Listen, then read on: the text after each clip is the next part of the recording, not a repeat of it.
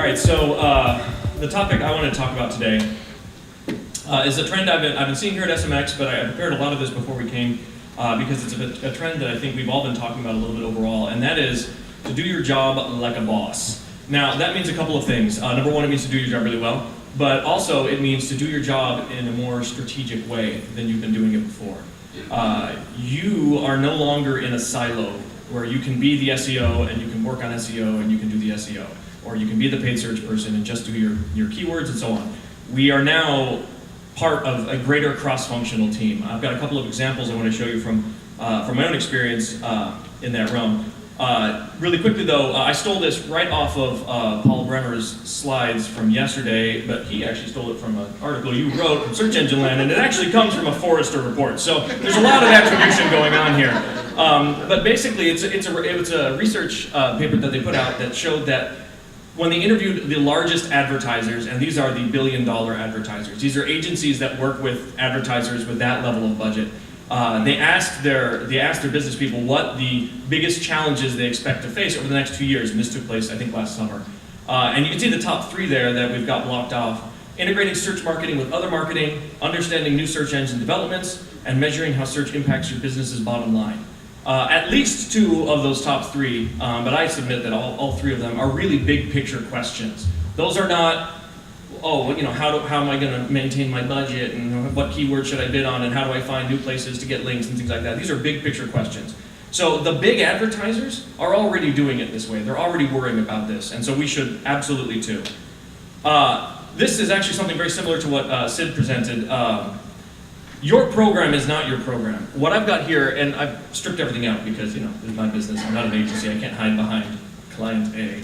So what I've got here is I've got new visitors from trademark, paid, and organic search. Okay, so follow there. New customers from trademark search, mapped over TV GRPs. GRP is a television industry term. It means gross ratings points. It is how they measure reach for the TV commercials. So a TV commercial will have a certain number, like a spot on TV will have a certain number of GRPs, and that's weighted by how big the audience is for who's watching the shows and what time of day it's on, and so on and so forth. So the bigger GRPs get, the bigger your TV impressions get. And so we actually took our trademark new customer acquisition through paid and natural search and mapped it over TV GRPs to see what we could learn. And what we found is that there was a 70+% correlation between the GRPs and our trademark traffic. So what that means basically is that when we run TV, our trademark traffic blows up. But there are points where that doesn't happen, right? So if you see the GRPs are red, by the way. So if you see the early in the graph there, that huge point, the huge spike in GRPs, it did nothing. It had a negative effect, actually, if you look at that. It did nothing during that time frame. So what happens when I take this TV GRPs and I start overlaying what the creative looks like, what our television commercials look like? And I realize not everybody runs commercials. So what if we take our email sends and start overlaying that with our trademark data, our new customer acquisition through trademark data? Or what if we start overlaying our social media efforts and what we do there? That's the point I'm trying to get across, is that you're not in a silo. The things that you are measuring as your success, they come from other places as well. Now here's another way of looking at it. What are you doing that's influencing other people? So this is one brand on our site, and it is search versus non-search orders. So you can see they're pretty much the same, right, for this time period. And the reason I pulled this data is so that I could measure this. I wanted to know paid search and organic. We've been losing on paid, which is the red, and we've been gaining on organic for these terms as we've been doing some really good efforts to make sure that we're ranking well for the terms related to this brand. Well, what has happened? Well, if you can see, search versus non-search, the brand itself has held constant compared to the rest of the site. And that search is all paid and organic search. That's sales of a brand through all paid and organic search. So it held constant throughout the rest of the site. However, what we saw is that when we started really doing good work on the SEO side, it cannibalized our paid search. That's fantastic.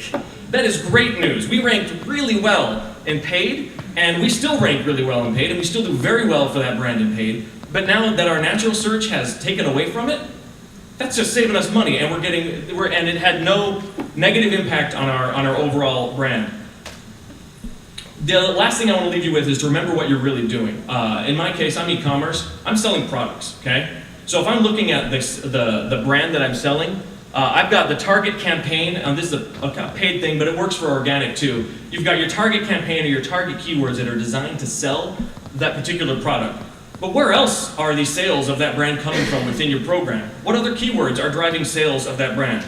If you match that up against what you're investing in advertising that brand, obviously my target campaign is where almost all my spend goes to advertise that brand. But where else am I getting money? Or where else am I spending money that I could be spending more? If that general keywords campaign, if I'm selling a ton of this brand through there, should I be investing more? How does that influence what landing pages I'm using, what ads I'm using? And then if I take that general campaign one, that 20% on the left there, and I break that down, like what brands is it selling? 75% of that campaign is selling this particular brand that we're talking about. So how does that change what I'm doing in that general campaign in order to increase my bottom line? So that's really the crux of what I'll leave with you. I'm out of time, so I don't really want to get into it. The other big thing is you really need to get into the lifetime value of each of your channels. Again, you're not in a silo. If you are bringing in customers that are worth more than other channels, then you should be investing more. If you're bringing in customers that are worth less, you should be investing less, because if those customers are what pay the bills, right? That's what I want to leave you with. Own it like you own it.